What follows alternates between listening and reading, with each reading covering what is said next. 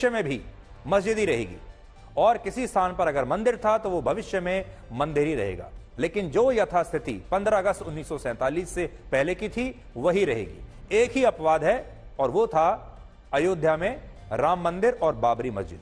और इसके लिए कांग्रेस पार्टी ये कानून लेकर आई। ये कानून जब संसद में पेश हुआ तब बीजेपी विपक्ष में थी और बीजेपी बार बार यही कह रही थी कि इस कानून का मकसद उन मस्जिदों को बचाना है जिनका निर्माण मंदिरों को तोड़कर किया गया है। वरना आप खुद सोचिए कि इस कानून की हमारे देश में आजादी के बाद लाने की क्या आवश्यकता थी। जाहिर है इस कानून की जो आवश्यकता थी वो सिर्फ ये थी कि जितनी भी मस्जिदें हैं वो वैसे ही बरकरार रहें। अब किसी और मस्जिद पर, बाबरी मस्जिद के बाद किसी और मस्जिद पर और कोई विवाद ना हो पाए, यह मंशा थी इस कानून को लाने की। इससे भी बड़ी बात यह है कि जब इस कानून पर लोकसभा में बहस हो रही थी, जब बीजेपी के सांसद रासा सिंह रावत ने कहा कि इस कानून में अयोध्या के अलावा कम से कम मथुरा के श्री कृष्ण जन्मभूमि के मामले को और काशी के ज्ञानवापी मामले को भी अपवाद के तौर पर शामिल करना चाहिए, क्योंकि इन दोनों ही स्थानों पर मुगलों ने मंदिरों को तोड़कर मस्जिदें स्थापित की थी। लेकिन कांग्रेस ने इस बात को तब नकार दिया और स्वीकार नहीं किया। कांग्रेस ने देश में मंदिर तोड़कर बनाई गई सभी मस्जिदों को बचाने के लिए यह कानून बनाया और यह सब कुछ संविधान और लोकतंत्र के नाम पर हो रहा था। लेकिन अब एएसआई ने अपनी सर्वे रिपोर्ट में यह बता दिया है कि काशी में ज्ञानवापी मस्जिद के नीचे एक बड़ा और भव्य मंदिर था और इस मंदिर के मलबे और अवशेषों से ही ज्ञानवापी मस्जिद का निर्माण हुआ था। और मैं आपको पढ़कर बताता हूं कि उस समय बीजेपी ने संसद में इस कानून के विरोध में क्या बातें कही थी। और आज मैं लोकसभा डिबेट 10th सीरीज सितंबर 10, 1991, ये मैं पेपर्स आज आपको लेकर आपके लिए लाया हूं लोकसभा की लाइब्रेरी से। और देखिए, तो बीजेपी के एक सांसद रासा सिंह रावत ने उस समय यह कहा था, India is a nation and our culture is its soul. हमारी जो कल्चर है वही हमारी आत्मा है। The lord Rama, lord Shri Krishna and lord Shiva of Kashi Vishwanath are the ideals of our culture. My amendment is that the birth place of lord Shri Krishna, Mathura and Kashi Vishwanath Shiv Shankar's temple be kept out of the purview of the bill just as the Ram Janmabhoomi has been kept out। तो उस समय भी 1991 में भी BJP का यही stand था। अब देखिए, उस समय लाल कृष्ण आडवाणी जी ने क्या कहा था। उन्होंने कहा, mister speaker sir, I do not know how much helpful this bill would be, but I certainly know that we are not solving those problems which are behind all the tension, and we are passing this bill to create tension at the places where it is not existing. I and my party do not want to be associated in passing of this bill. Therefore, Mr. Speaker sir, with your permission, we walk out of the house। और उसके बाद लाल कृष्ण आडवाणी ने कहा कि हम walkout करेंगे, हम इस कानून का हिस्सा नहीं बन सकते।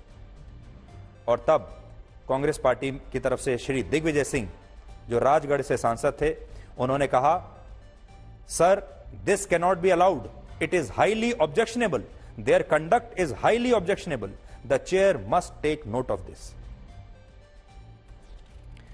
उन्होंने आगे भी कहा, sir this is disgusting, their behaviour has always been disgusting. तो जब बीजेपी इसका विरोध कर रही थी तो दिग्विजय सिंह ये कह रहे थे कि जो आपका व्यवहार है ये शर्मनाक है, ये डिसगस्टिंग है। अब देखिए, एएसआई ने ज्ञानवापी मस्जिद के बारे में अपनी रिपोर्ट में कौन सी 5 बड़ी बातें बताई हैं, ये पूरे देश को जाननी चाहिए। और ये हम नहीं कह रहे, ये कोई मान्यताएं नहीं कह रही। एएसआई ने जो सर्वे किया उस साइट का और उसके बाद जो अपनी फाइनल रिपोर्ट उन्होंने दी है, उसमें क्या लिखा है। पहली बात, मस्जिद के तहखाने में हिंदू देवी देवताओं की मूर्तियां पाई गई हैं।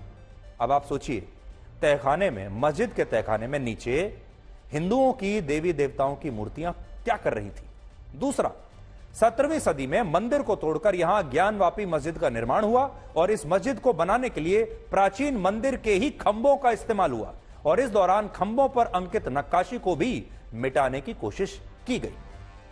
तीसरा पॉइंट उन्होंने लिखा है एएसआई ने, मस्जिद से कन्नड़, तेलुगु और देवनागरी लिपि में कुल मिलाकर 34 ऐसे शिलालेख मिले हैं जो मस्जिद के स्थान पर पहले मंदिर होने का प्रमाण पेश करते हैं।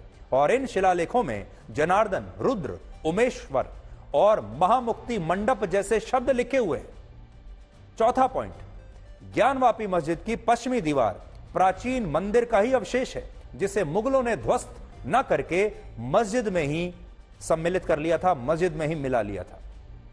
और पांचवां पॉइंट, ज्ञानवापी मस्जिद के ढांचे से पता चलता है कि इसका निर्माण 17वीं सदी में हुआ था और यह मस्जिद प्राचीन मंदिर के मलबे से ही बनाई गई थी। तो प्राचीन मंदिर को पहले ध्वस्त किया, उसी के मलबे से मस्जिद बना दी। कई जगह पर उसी मंदिर के खंभों को दोबारा से रिसाइकल करके इस्तेमाल कर लिया गया। इसलिए हमें लगता है कि अयोध्या के बाद अब जब एएसआई के सर्वेक्षण से यह साबित हो गया है कि काशी में ज्ञानवापी मस्जिद मंदिर को तोड़कर बनाई गई थी, तब हमारे देश के मुस्लिम पक्षकारों को अब बड़ा दिल दिखाते हुए इस सत्य को स्वीकार कर लेना चाहिए और यह कहना चाहिए कि वो इतिहास में मुगलों द्वारा किए गए आक्रमण को एक बड़ी गलती मानकर इस गलती को सुधारने के लिए अब तैयार हैं और उन्हें भाईचारा दिखाते हुए ज्ञानवापी की जमीन जहां मंदिर निकला है, उस जमीन को, उस स्थान को हिंदुओं को स्वेच्छा से सौंप देना चाहिए। ये एक अवसर मुस्लिम पक्षकारों को अयोध्या में भी मिला था।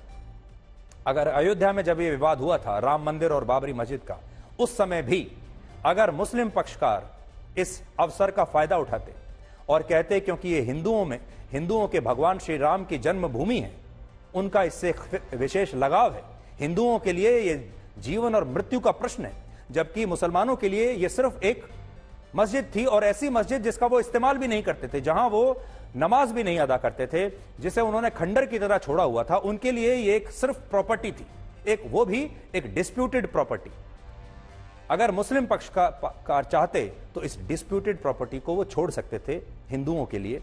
और आप देखते उसके बाद वर्षों तक हमारे देश में जितना खून बहा है, जितने दंगे हुए हैं, जो नफरत फैली है उसके नाम पर, जो उसके नाम पर लोगों ने चुनाव लड़े हैं, जो उसके नाम पर वोट बैंक तैयार किए गए हैं, जो उसके नाम पर दोनों संप्रदायों को लड़ाने की कोशिश की गई है, उसके नाम पर न जाने कितने दोनों संप्रदायों के नए नए ठेकेदार पैदा हुए हैं, ये सब कुछ ना हुआ होता।